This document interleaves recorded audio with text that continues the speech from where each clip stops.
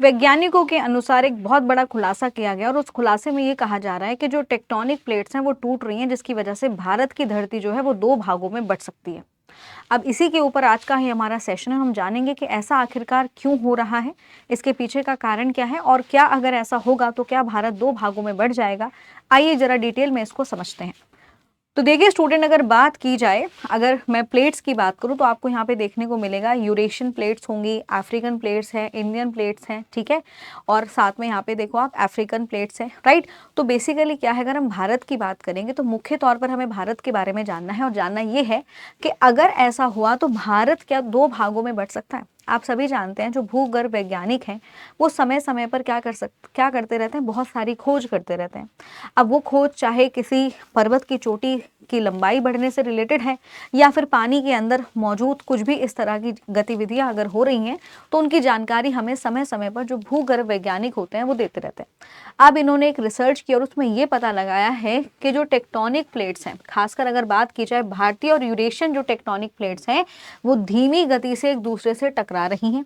इस शोध में ये भी बताया जा रहा है कि अगर ये टकराव ऐसे ही चलता रहा तो इसकी वजह से जो भारतीय प्लेट है वो टूट रही है और टूटने के साथ साथ क्या हो सकता है, वो बेसिकली दो हिस्सों में बंट भी सकती है। इससे पहले ये घटना अफ्रीका में देखी गई थी। अफ्रीका में ऐसी स्थिति जो है वो बेसिकली ऑलरेडी हो चुकी है। अफ्रीकन प्लेट में इस स्थिति को देखा जा चुका है। अब थोड़ा सा और डिटेल में समझते हैं। तो आप सभी जानते हैं कि जो पृथ्वी है उसका निर्माण कैसे हुआ था। पृथ्वी का निर्माण जो है वो बेसिकली धरती की सतह के अंदर जो टेक्टोनिक प्लेट्स होती हैं इनकी बीच गतिविधियों के आधार पर ही माना जाता है, ठीक है।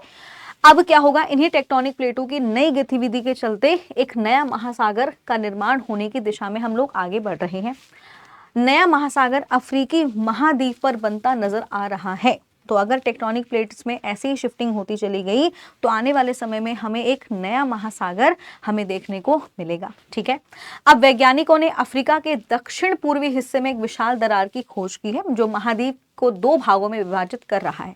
कहा जा रहा है कि पृथ्वी पहले से मौजूद 5 महाग्रहों में के बाद अब हमें भविष्य में छठा महासागर मिलने वाला है।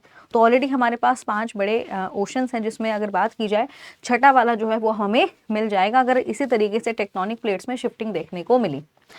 दी अर्थ की रिपोर्ट के अनुसार इसे ईस्ट अफ्रीकन रिफ्ट सिस्टम के नाम से भी जाना जा सकता है।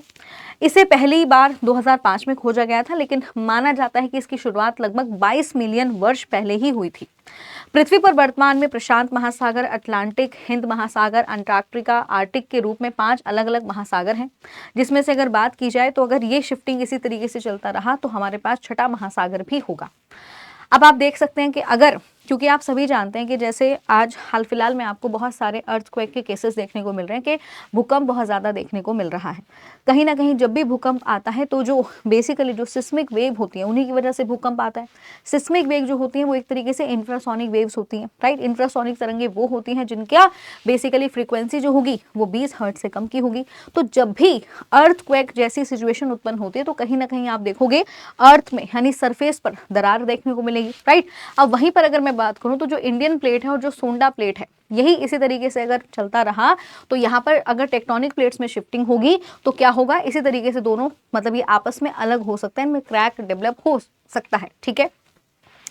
अब ये जो बेसिकली अगर मैं बात करूं तो शोधकर्ताओं का ये भी कहना है कि पूर्वी अफ्रीकी दरार दो टेक्टोनिक प्लेटों का परिणाम है।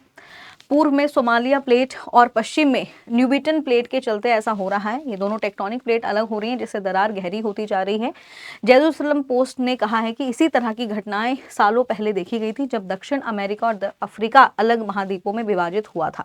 तो ऐसा नहीं है कि ये घटना नहीं है। इस तरह की घटना के बाद आप देख सकते हैं कि जो बेसिकली अगर बात की जाए नॉर्थ और साउथ अमेरिका जो अलग हुआ था उसके पीछे भी यही रीजन था कि जो टेक्टोनिक प्लेट्स थी उनमें शिफ्टिंग देखी जा रही थी।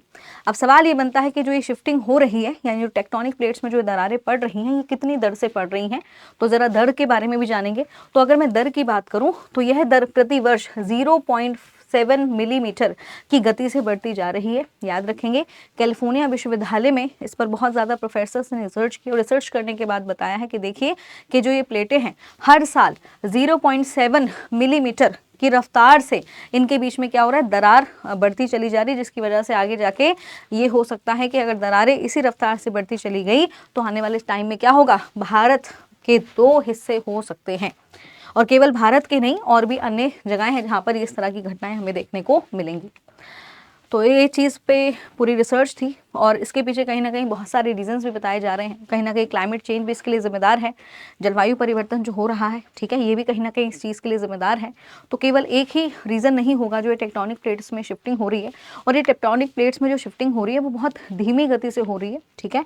लेकिन इसके ऊपर चिंता का तो विषय है ही है, क्योंकि अगर ऐसा होता चला जाएगा तो धीरे धीरे बहुत सारी यहाँ पर हमें त्रासदी देखने को मिल जाएगी, या हो सकता है कुछ भी इस तरीके की घटनाएं अगर हमें भविष्य में देखने को मिलेंगी तो कहीं ना कहीं एक नया महासागर भी बन सकता है। और साथ में क्या होगा, अगर दो हिस्से होते हैं तो इससे कहीं ना कहीं कुछ ना कुछ दिक्कतें तो उत्पन्न होंगी ही। बट अभी इसके ऊपर रिसर्च जारी है, तो देखते हैं कि आने वाले समय में क्या चीज़ होगी, ठीक है।